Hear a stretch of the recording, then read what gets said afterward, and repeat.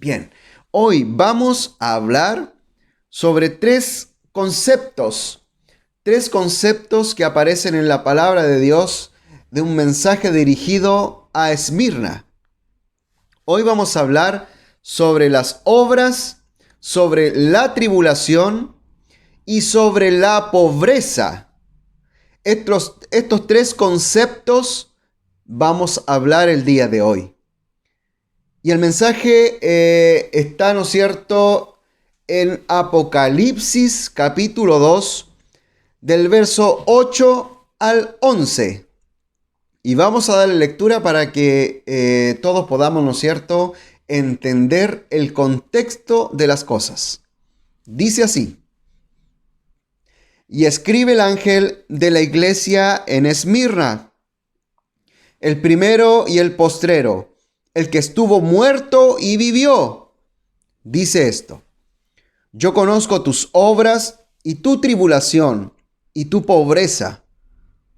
Y entre paréntesis dice, pero tú eres rico monetariamente.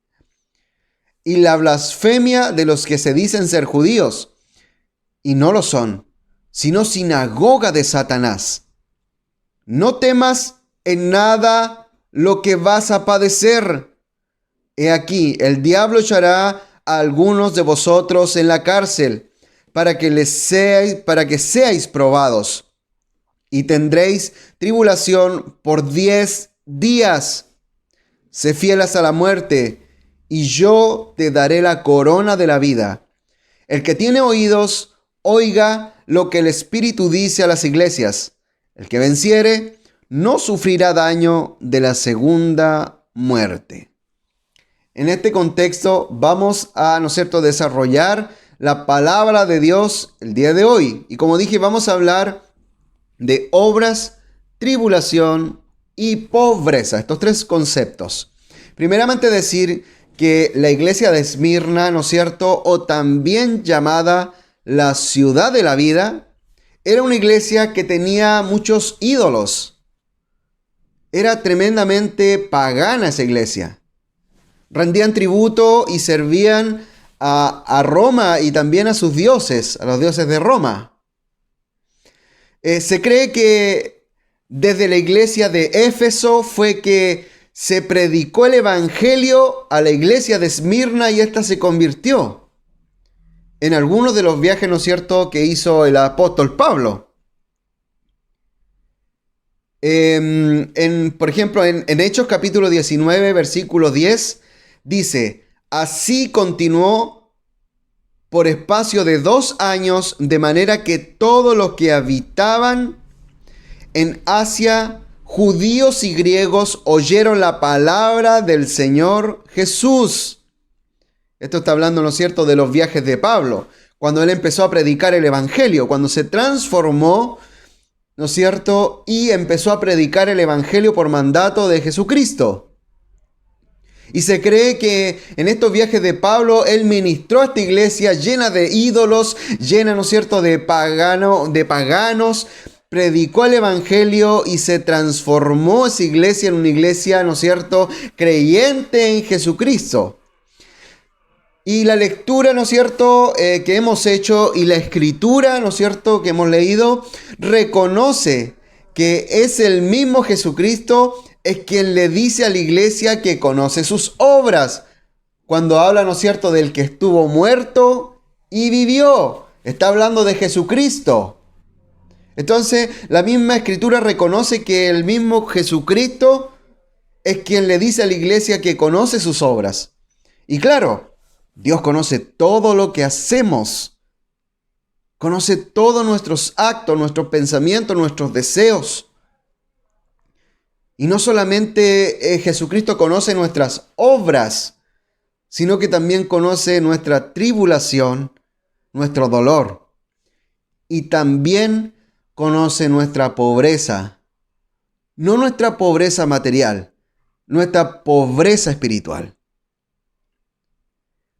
Es Él, es Jesucristo, que está hablando a la iglesia de Esmirna. Y es Jesucristo el mismo que hoy está hablando ahora mismo a nuestras vidas. Y son justamente, como dije, estas tres cosas que vamos a hablar en esta mañana: obras, tribulación y pobreza. Vamos a empezar con el primer punto. El primer punto, vamos a hablar de obrar. ¿Qué es obrar? El diccionario dice que obrar dice que es hacer algo o trabajar en ello.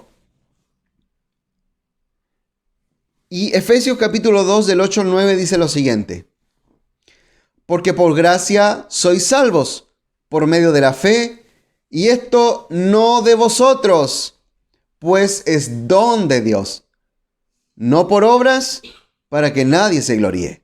Bien, entonces queda claro que nadie, absolutamente nadie, entra en el reino de los cielos por obrar de buena manera, aunque el cristiano debe hacerlo. Pero nadie, absolutamente nadie, puede entrar al cielo por obrar de buena manera. Algunos dicen, no, pero yo hago buenas obras. Yo le doy al pobre, yo le doy a los menesterosos, yo ayudo a la viuda, yo ayudo a los que tienen menos, los que tienen problemas económicos, yo los ayudo. Estimado oyente, nadie, absolutamente nadie va al cielo por hacer cosas buenas.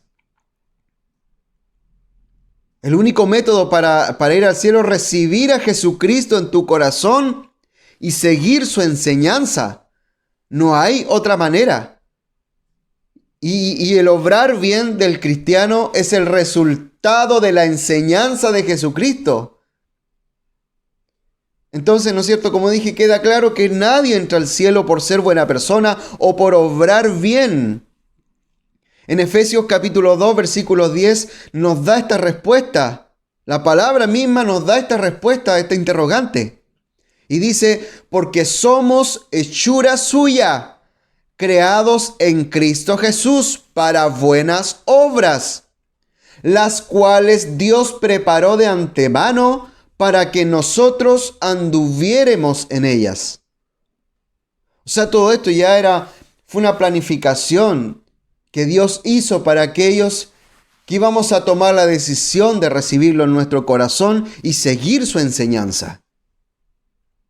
Y aquí viene otro versículo que nos muestra el otro punto completo de esto, del por qué el cristiano muchas veces no obra bien teniendo a Jesús en su corazón. En Juan 7, 38 y 39, el que cree en mí, como dice la Escritura, de su interior correrán ríos de agua viva. Y esto dijo del Espíritu que habían de recibir los que creyesen en él, pues aún no había venido el Espíritu Santo porque Jesús no había sido aún glorificado. O sea, que el que cree en Jesús, en Cristo Jesús, tiene el Espíritu Santo que obra como un torrente de agua en su interior. ¿Qué quiero decir con esto? Que tiene un torrente de agua con ímpetu, que todo a su alrededor florece, que es una bendición para su entorno, que da agua al sediento, que da consuelo al que está pasándola mal, que refresca al cansado, que no hace, quien no hace buenas obras, tiene que cuestionar su camino con Dios, tiene que cuestionar qué está haciendo mal, porque el Espíritu de Dios no mora en la inmundicia, pero ese mismo Espíritu de Dios nos insta a hacer buenas obras porque Dios las preparó de antemano para que todo aquel que en Jesucristo crea, ande en esas buenas obras. Pero esas obras no te hacen salvo, sino que son el resultado de la enseñanza y de la profundidad de la palabra. La pregunta es, ¿cómo obramos hoy los cristianos? ¿O cómo obran en general los cristianos? Porque se ha perdido mucho, ¿no es cierto?, este concepto de obrar. El cristiano de hoy es indiferente a los problemas de los demás. Saben quizá que están pasando por una situación difícil en la vida y sin embargo, no hacen nada al respecto porque son indiferentes. No está obrando como deberían obrar los cristianos. El cristiano de hoy también no le importa las enfermedades que estén pasando los demás. Es egoísta. El cristiano de hoy es egoísta. Es indiferente a las enfermedades que están pasando los demás. El cristiano de hoy manifiesta su fe solamente cuando le conviene. Cuando no le conviene se queda callado. Eso es hipocresía. Manifestar tu fe cuando te conviene es hipocresía. Entonces, ese es el cristiano general del día de hoy. Entonces yo invito a los cristianos que se reformen, que evalúen su camino, no por su propio concepto, sino que evalúen su camino por la palabra de Dios, que es la que transforma al ser humano. Transformaos pues, como dice la Escritura, por la renovación de vuestro entendimiento. ¿Qué entendimiento? El entendimiento que ha dado la palabra de Dios. Entonces, reitero, el cristiano no va a salvar su vida por obras, pero le es necesario hacerlas como lo leímos anteriormente en la palabra, cuando dice que somos hechura suya, creados en Cristo Jesús para buenas obras, las cuales Dios, ¿no es cierto?, preparó de antemano para que anduviésemos en ellas. Hermanos, persona que escucha, procuremos andar en estas buenas obras. Dijimos que obrar es hacer algo o trabajar en ello, hacer algo, trabajar en ello. O sea que usted y yo debemos comportarnos, trabajar en pos de, ¿no es cierto?, comportarnos de una manera digna de respeto, honesta, leal, fiel, bondadosa, generosa, digna del Evangelio del Señor Jesucristo. Siguiendo, ¿qué? Siguiendo la enseñanza que el mismo Jesucristo nos dijo. Entonces, seamos de esa manera. Y sabes, es más, este comportamiento, ¿no es cierto?, que yo te digo de respeto, honra, lealtad, fidelidad, ser bondadoso, generoso. Esto no se trata, digamos, de estos conceptos, entregárselo a Dios por amor a Él solamente. Estos conceptos principalmente están en la Escritura para que tú y yo lo practiquemos con nuestro prójimo. Porque esa es la enseñanza principal del Evangelio. Amar a Dios y amar a tu prójimo como a ti mismo. Hermano, no seamos rencillosos, mentirosos, flojos, infieles. Y sobre todo no seamos de doble ánimo. Como dice en Santiago 1:8. Dice, el hombre de doble ánimo es inconstante en todos sus caminos. ¿Qué quiere decir esto? Que un día yo estoy alegre, feliz, bien, y en el otro momento, ¿no es cierto?, estoy regañando, estoy, ¿no es cierto?, refunfuñando. Entonces, ¿qué pasa? Que un día digo sí y el otro día digo no. Entonces, esas personas son inestables Las personas de doble ánimo son inestables en toda su vida, como dice la palabra de Dios. Dejemos que la palabra de Dios nos transforme, porque ser una persona de doble ánimo a nadie le gusta en la vida. Darte la mano, ¿no es cierto? Llegar a un acuerdo y que el día de mañana alguien diga, no sabes qué, yo no estoy en acuerdo ahora. Eso no es bueno para el cristiano, porque demuestra que es una persona que todavía no está transformada por la renovación del entendimiento que Cristo nos ha dado.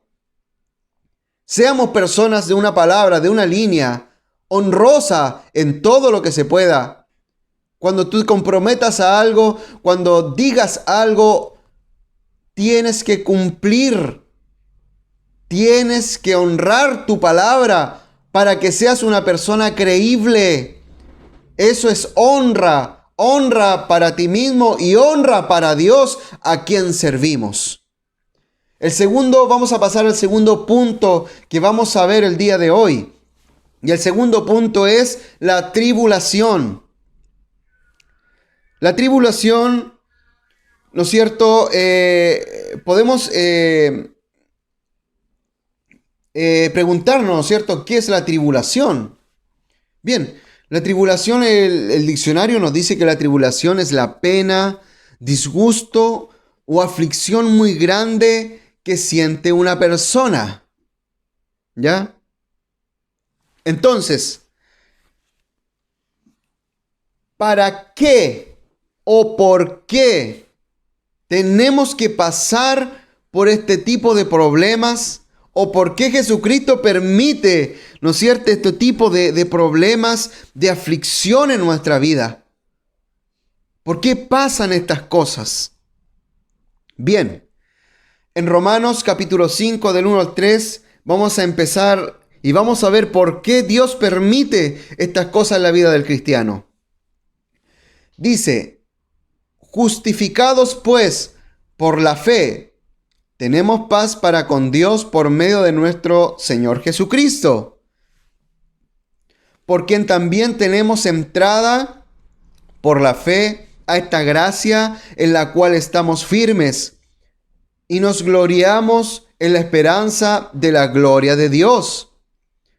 Y no solo esto, sino que también nos gloriamos en las tribulaciones, sabiendo que la tribulación produce paciencia.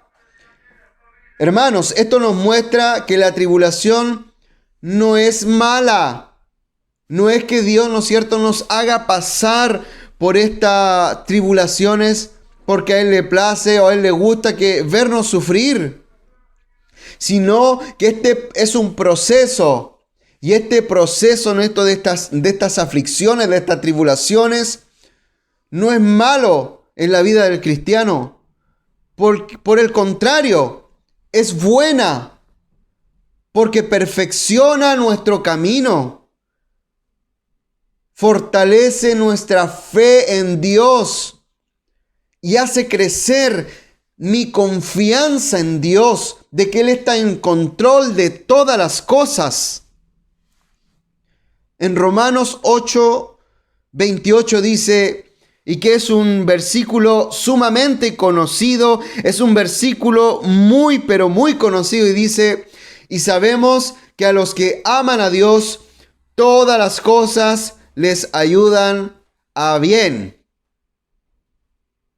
O sea, que en el proceso, ¿no es cierto?, de la tribulación, de la aflicción, Dios forja nuestra vida para que no seamos endebles.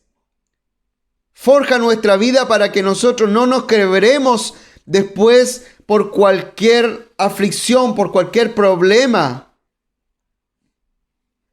En Santiago 1 y 2, Santiago capítulo 1, versículo 2 y 3, dice, hermanos míos, tened por sumo gozo cuando os halléis en diversas pruebas, sabiendo que la prueba de vuestra fe produce paciencia. Y uno me puede decir, bueno, pero ¿qué ganancia tiene la paciencia? A ver, ¿para qué yo quiero paciencia? Bien, la paciencia cumple un rol fundamental en la vida del cristiano, ya que sin esta paciencia no tendríamos la capacidad de esperar, valga la redundancia, con paciencia la promesa del Señor que vendría un día a buscar a su iglesia. Porque esto se requiere de mucha paciencia. ¿Cuántos años se ha predicado el Evangelio y han dicho, prepárate porque Cristo viene y no viene nunca, dice la gente?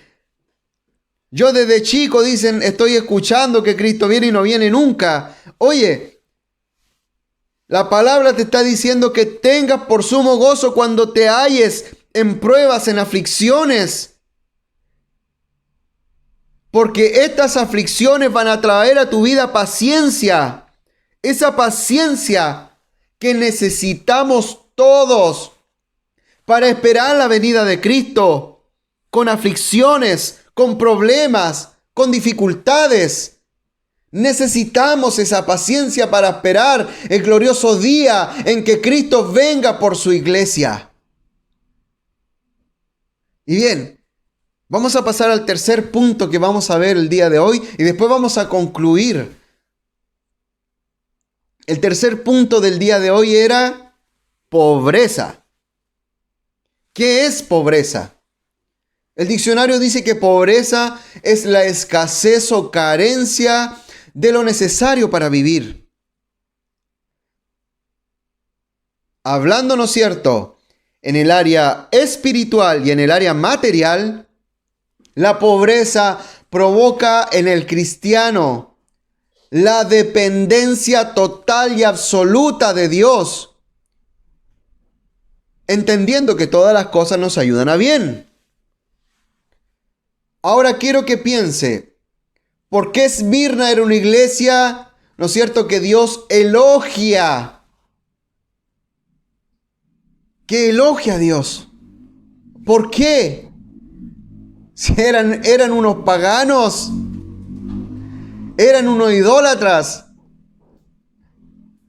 Porque habían personas que se habían dejado moldear por Dios, que no habían inclinado su vida a ídolos después de la transformación que Dios hizo con ellos. Tanto como en sus tribulaciones y angustias, como también en sus alegrías y en la profunda tristeza, como también en la riqueza, esas vidas, esas pocas personas eligieron a Dios en vez de esos ídolos. Siempre los que eligen a Dios son los menos. Y la palabra de Dios está lleno de eso. Por ejemplo, Noé. Tuvo que morir prácticamente toda la humanidad. ¿Y quiénes eligieron a Dios? Los menos. Moisés. ¿Quiénes eligieron a Dios? Los menos. Josué. ¿Quiénes eligieron a Dios cuando él dice, bueno, yo y mi casa serviremos al Señor? Yo no sé si ustedes quieren servir a Jehová o quieren servir a los otros dioses, a Baal y a los otros dioses, pero yo y mi casa vamos a servir a Jehová. Vamos a servir a Dios. Los menos. Gedeón, cuando tuvo que ir a la guerra, ¿quiénes fueron? Los menos. Y tantos ejemplos que nos da la palabra de Dios. Pero ¿quiénes eligieron a Dios siempre? Los menos. Y para concluir el día de hoy, la enseñanza de la palabra de Dios, quiero decirte algo, hermano, hermana, persona que nos escucha el día de hoy. La salvación es gratuita. No no te la puedes comprar, no te la puedes ganar obrando bien. No puedes decir yo me gano el cielo porque ayudo al menesteroso, ayudo al pobre, le doy de comer a los ancianos. No puedes ganarte el cielo de esa manera. Como dije, la única manera de que tengas la oportunidad de llegar al cielo es a través de Jesucristo, aceptándolo en su corazón y siguiendo su enseñanza. No hay otra manera. Y el obrar es deber del cristiano, obrar bien. No porque pretenda o pueda ganarse la salvación, sino porque es el resultado de una vida renovada y transformada por la enseñanza de la palabra de Dios. Que la tribulación también produce paciencia. No solo esa paciencia cotidiana que necesitamos para vivir, porque muchas veces se necesita paciencia cotidiana para lidiar con tus amigos enojados, familiares enojados, situaciones que vives en la vida. No solamente esa paciencia cotidiana que necesitas para vivir en paz, sino esa paciencia también para esperar la venida de Cristo. Y como último punto, en conclusión también, que la pobreza, tanto espiritual como material, provoca que el cristiano dependa absolutamente de Dios. Cuando tienes muy claro, ¿no es cierto?, que todas las cosas al que ama a Dios le ayuda a bien. Así que esos son los puntos, ¿no es cierto?, 4 puntos principales que sacamos por conclusión el día de hoy.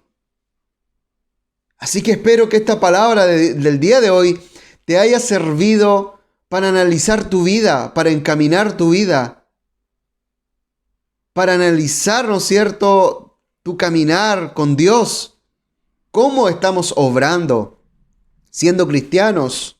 ¿No es cierto? Que tu tribulación, que tu aflicción, que tu problema es el proceso que Dios usa para que no seas una persona endeble, para que no seas una persona que todo lo quiebra, para que no seas una persona que si te falló el hermano, si te falló el pastor, no te quiebre, no le eches la culpa a Dios, sino que tú sigas adelante, porque tu confianza no debe estar en las personas, tu confianza debe estar en Dios.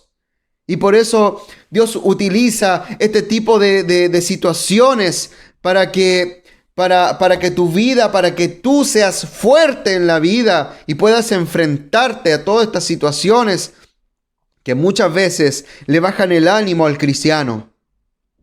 Así que hermanos, amigos que nos escuchan, los invito a reflexionar sobre nuestro caminar con Cristo. Y también, para terminar, quiero invitarte ¿no es cierto?, a inscribirte a nuestras redes sociales, a Facebook, YouTube y también en TikTok, al Dios que adoramos, para que ayudes, ¿no es cierto?, nos ayudes a que esta palabra pueda ser de bendición para muchas personas más. Y que también cuando te encuentras en aflicción puedas escuchar una palabra en este canal, que tenemos ya varias enseñanzas, palabras de Dios que te pueden servir para alimentar tu corazón, para alimentar tu vida.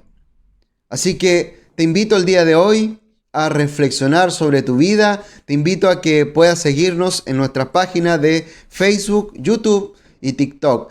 Y también, si quieres, puedes revisar, ¿no es cierto?, material cristiano en nuestra página web, que es www.aldiosqueadoramos.cl.